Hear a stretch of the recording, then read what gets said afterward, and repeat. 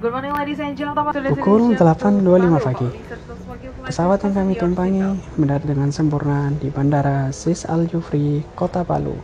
Tujuan kami ke Kota Palu secara umum untuk mengetahui kondisi kota ini setahun pasca terjadinya bencana.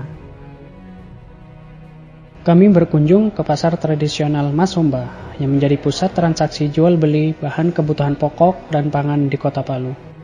Siang itu, kondisi pasar nampak lengang. Hanya terdapat 1-2 orang pembeli yang terlihat sedang bertransaksi dengan penjual.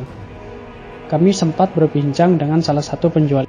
Pembelinya kurang, yang biasa dulu harga sampai ikan begini sampai 20-an, sekarang malah turun. Yang begini saja dulu harga sampai 60, sekarang menurun sisa di 35, 30. Belum gempa itu masih pengunjung pasar banyak, tapi sekarang agak sepi. Biasa kalau dulu jam-jam begini masih rame, sekarang sepi. Meskipun tidak semua penjual kami wawancarai, paling tidak kondisi ini dapat mencerminkan terjadinya penurunan harga pada komoditas ikan atau deflasi dibandingkan dengan harga sebelum terjadinya bencana. Berangkat dari kondisi di lapangan, kami mencoba melanjutkan pengamatan kami untuk mengetahui akibat bencana pada target penerimaan perpajakan di Kota Palu. Kenaikan atau penurunan hasil perpajakan tentunya dipengaruhi langsung oleh situasi ekonomi di wilayahnya. Bapak Ranto Napitupulu, selaku Kepala Kantor Pelayanan Pajak Pratama Palu, akan menjadi narasumber kami.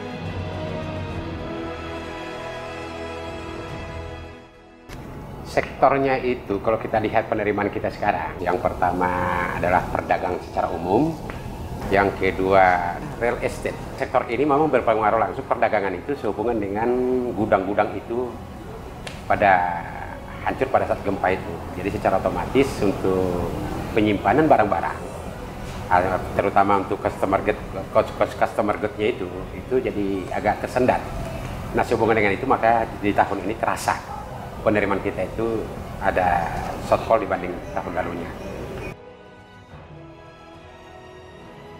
Konstruksi bisa kita naikkan, bisa kita tegakkan sehubungan dengan kerjasama dari rekan-rekan semua. Khusus untuk gempa di Palu ini memang ada kemarin itu di awal gempa itu diberikan kebijakan bahwasanya untuk 2 bulan pertama akibat gempa itu kalau memang ada setoran yang seharusnya disetorkan tapi disetorkan lewat, diberikan dispensasi, tidak dikenakan sanksi. Itu yang pertama. Yang kedua, sanksinya itu hanya di 2 bulan pertama. 2 bulan pertama. Kalau misalkan kan kejadian itu kemarin itu di bulan September. Bulan September itu di akhir. Nah, seharusnya kan PPN untuk masa Septembernya itu seharusnya kan sudah terutang di Oktober.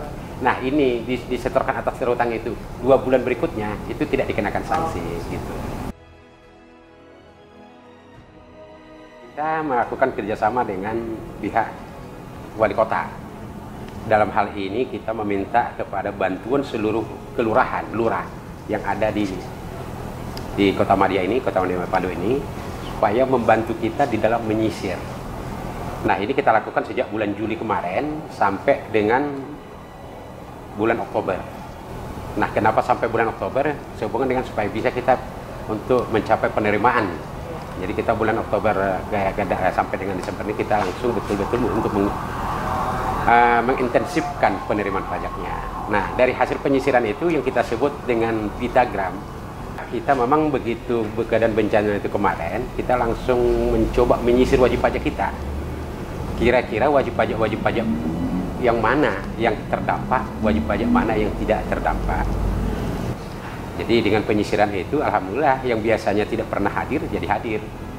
Nah, yang biasanya wajib pajak kita tidak paham atas kewajibannya jadi paham. Nah, kita juga jadi lebih tahu persis keadaan wajib pajak itu. Kalau memang dia kena bencana kan kayak kita juga sebagai manusia biasa kan, kalau memang itu pajak ini kan sesuai dengan kemampuan nih. Kalau memang sudah dia kena bencana dan mengalami kerugian, ya kita juga bisa memakluminya. Dan itu pun pada saat di SPT tahunannya kita mintakan supaya itu di offset, memang dikurangin, tapi dengan catatan telah diyakini bahwasanya kerugian itu sebesar itu. Wajib pajak yang dulunya tidak pernah datang ke kantor pajak ini, kita yang mendatangi. Dan akibat dari situ bisa kita dapatkan itu dengan peningkatan penerimaan dan peningkatan kepatuhan. Jadi akibat gempa itu ya, bagi Pak KPP Pratama Palu kadang-kadang ada hikmah. Di balik hikmah itu kebersamaan daripada rasa kekeluargaan daripada semua personel yang ada di KPP Palu jadi menyatu. Kadang-kadang bahwasanya kesulitan di balik kesulitan itu ada kemudahan. Nah, akibat daripada gempa itu kebersamaan di KPP Palu jadi terwujud. Saya sangat bersyukur di KPP Palu ini dengan kebersamaan yang telah terbina. Akibat daripada bencana tadi. Jadi bencana itu kadang-kadang tidak hanya membawa kesedihan, kadang-kadang membawa suatu perubahan ke depan. Tapi kita harap perubahan itu jangan sampai dilalui dengan bencana.